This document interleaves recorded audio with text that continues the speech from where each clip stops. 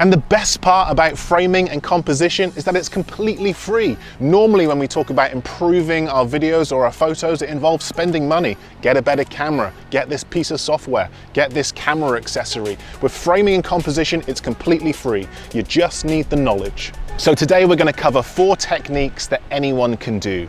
The rule of thirds, leading lines, symmetry, and framing within your frame. So look, let's simplify all of this, okay? Let's bring this down to basics so that you have a really good understanding of when, why, and where you might use some of these techniques. This is Framing and Composition 101. Now let's pretend for a second you were given a brief, and your brief was to capture an opening shot of this lighthouse.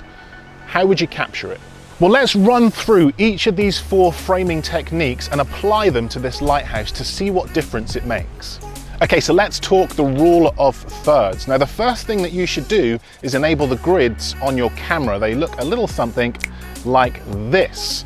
Now, you may have seen these grids on your camera before and switched them off because you thought that they were distracting, but if you're new to framing and composition, I encourage you to keep these switched on.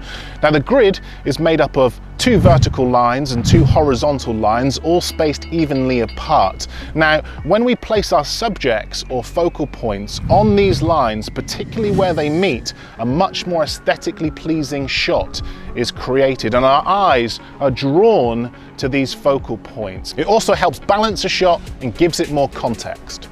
So let's place our lighthouse to the right of our frame and place it directly on the intersecting points of this grid. This then leaves space to the left of our frame where we can fill it with something to help us tell a better story. In this case, we have the sea, some grass, and this helps give the audience a better understanding of where the lighthouse is located.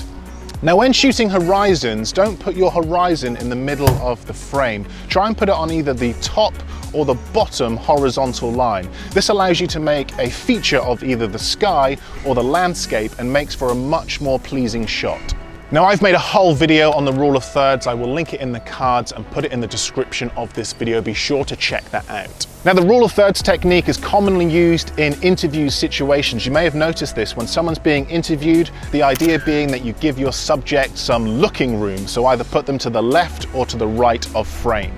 Okay, the next technique is leading lines, and the idea here is really simple, okay? Use elements within your environment to create a visual pathway to your subject or focal point. So take this shot of the lighthouse here, for example. I've used this pathway to help draw the eye to my focal point. These don't need to be straight lines, they can be curved lines. Regardless of your location, look for elements within your environment that will help draw the eye to your focal point. I've also made an entire video on leading lines. I will put that in the description below. Here are some other shots I took of the lighthouse using the leading lines technique. This technique also works great for portrait shots. Just frame your subject so that lines within your environment help lead the eye. Okay, let's talk symmetry. Now, this technique is fairly self-explanatory. We're going to frame our shot so that it's nice and balanced with our subject in the middle of the frame. As